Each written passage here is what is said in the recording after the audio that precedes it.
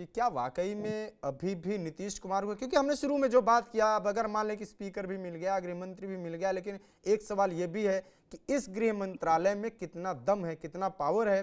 जब प्रशासन आपके पास नहीं है, ऐसे स्टेट में जब पुलिस खुद रिपोर्ट कर रही है उस प्रशासन को, जो प्रशासन नीतीश कुमार को रिपोर्ट कर रहा है, तो ये तो पहले से ही बड़ा फंसा हुआ पेचीदा मामला हो गया।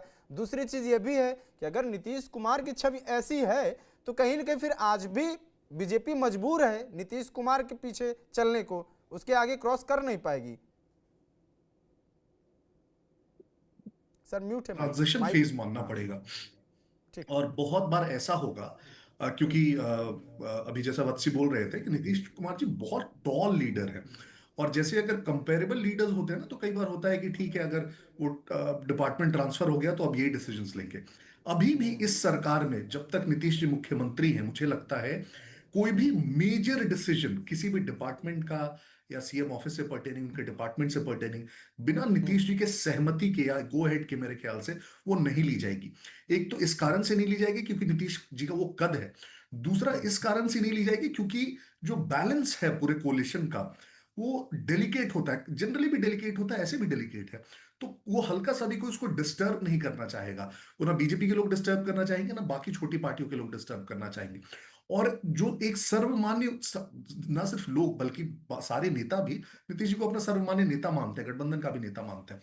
तो वो स्टेटस में भी मुझे लगता है कि बहुत ज्यादा डिफरेंस नहीं आने वाला है, in spite of the fact कि हाँ ठीक है, होम डिपार्टमेंट चला गया है। वो शायद धीरे धीरे है, इसलिए मैं कह रहा हूँ ट्रांजिशन पीरियड है। अभी वो एडजस्ट करने में या लोगों को इस चीज को एक प्रकार से हजम करने में ही टाइम लगेगा कि अच्छा, होम डिपार्टमेंट कोई और दिख रहा है। उस चीज में नीतीश जी बहुत ज्यादा छोटी चीजों में शायद ना घुसे, वो फाइलें के शुरू में या डिसीजन शुरू में हो सकता है जो उनके ब्यूरोक्रेट्स हैं आसपास के, वो सबसे पहले नीतीश जी के पास ही ले जाए। लेकिन वो धीरे धीरे आपको देखेंगे कि वो डिसीजन, जो छोटे छोटे डिसीजन है, वो ट्रांसफर होने लगे। तो मुझे लगता है अगला एक साल का पीरियड, कम से कम मिनिमम एक साल का पीरियड है, 1 से 2 साल का पीरियड, वो ट्रांजिशन आएगा, ये हमें मानना पड़ेगा। जिसमें एक तो ये जो डिपार्टमेंट्स हैं, स्पेसिफिकली लॉ एंड ऑर्डर और होम जो डिपार्टमेंट है, उस पर बीजेपी की थोड़ी थोड़ी छाप दिखनी शुरू होगी। लेकिन ये एक्सपेक्ट करना बेईमानी होगी कि पहले दिन से वो एकदम एक प्रकार से बीजेपी सारे डिसीजंस ले रही है या सम्राट चौधरी ले रहे हैं और नीतीश जी का उसमें कोई रोल नहीं है। वो होने से रहा, कम से कम 2 सालों तक तो बिल्कुल नहीं होगा। और उसके साथ जब वो ट्रांजिशन होगा, तब आप फिर ये भी ट्रांजिशन देखेंगे कि जो कोलिशन में दोनों का रोल और कद है, उसमें अब मैं मानता हूं कम से कम थोड़ा बीजेपी बराबर के हिस्से में आ गई है, हल्की सी।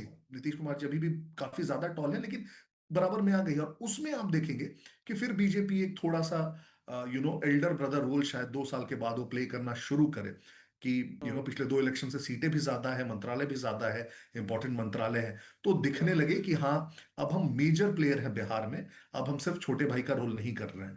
तो ट्रांजिशन पीरियड में आपको हो सकता है थोड़े हिकअप्स भी देखने को मिलेंगे। इनफैक्ट वो शायद दिखे, जिसमें कुछ कुछ फैसलों में थोड़ी कंट्रोवर्सीज हो या उसको वापस लेना पड़ जाए, वो शायद कंसेंसस से ना हो। तो ये 2 साल इनफैक्ट इस सेंस में बड़ा इंटरेस्टिंग होगा कि वो ट्रांजिशन कितना स्मूथ हो पाता है, मेरे ख्याल से। ठीक। ठीक है। तो अच्छा, दूसरा सवाल इसी से मैं जोड़ के फिर पंकज सर के पास चलूंगा कि क्या इन सबसे अलग बीजेपी, चूंकि आप कह रहे हैं कि बीजेपी एक प्रयास कर रही है और बीजेपी का प्रयास जारी है, वो ठीक है, जदयू का जो आधार वोट है, क्या उसमें कुछ परिवर्तन आया है? सम्राट चौधरी पे जितना इन्वेस्ट कर रही है बीजेपी, सम्राट चौधरी पे जितनी ताकत दे रही है, क्या ये माना जाए कि आने वाले समय में वो आधा वोट, जैसे कहते हैं ना कि कुर्मी और कुशवाहा, तो क्या हाफ वोट कहीं ना कहीं वो बीजेपी की तरफ मुड़ रहा है? बीजेपी एड ऑन क्या कर रही है नया? देखिए, आपको समझना पड़ेगा जो बिहार की पॉलिटिक्स है, कास्ट बेस्ड पॉलिटिक्स है, उसमें जो लीडरशिप है पॉलिटिक्स का, वो पहले सवर्ण जातियों के पास था 90 तक, और उसके बाद वो शिफ्ट आया, जो अपर ओबीसी कास्ट बोलते हैं, जो त्रिवेणी कास्ट बोलते हैं, उसके पास आया। तो अभी भी जो लीडरशिप पोजीशन है, वो आप देखेंगे पार्टीज जनरली वो अपर ओबीसी में से प्रोजेक्ट करना चाहती है, ताकि जो बड़ा ओबीसी वर्ग है, ईबीसी वर्ग है, उसका भी समर्थन साथ में रहे। और जो उनका ट्रेडिशनल वोट बैंक है, अगर आरजेडी का मुस्लिम है तो साथ में रहे, बीजेपी का सवर्ण है तो साथ में रहे। तो अब वो जो 3 कास्ट है, नीतीश जी खुद कुर्मी कास्ट से आते हैं, यादव्स बहुत स्ट्रांगली माने जाते हैं कि वो आरजेडी के साथ ही है या रहेंगे। तो जो एक ऑप्शन के तौर पर उभर के आता है बीजेपी को कि जिस वोट बैंक को जोड़ सकते हैं अपने साथ, वो सम्राट चौधरी जी की कास्ट बन के आती है। और इसलिए वो बहुत फिट बैठते हैं उस कॉम्बिनेशन में। एक तो ठीक है, उनके पिता का इतिहास है, वो खुद राजनीति में है, लेकिन ये जो फैक्टर के कारण फिट बैठना हो रहा है, वो अपर ओबीसी आ रहे हैं, एक एड ऑन कर रहे हैं, और बीजेपी में ही एक वर्ग को लेके आ रहे हैं जो ओबीसी को एक तरह से अपने साथ खींच के लेके आ पाए, आज नहीं भी हम्म तो कम से कम 5 साल बाद खींच के लेके आ पाए। तो इस हम्म कारण से वो फिट बैठ रहे हैं। होम देना भी मुझे लगता है एक प्रकार से ब्रॉडर वही स्ट्रैटेजी है कि जो धुरी है जो शिफ्ट हो चुकी है बिहार में ऑलरेडी ओबीसी की तरफ, अपर ओबीसी कास्ट में, उसमें हम्म बीजेपी अपनी डोमिनेंस बना के रखे।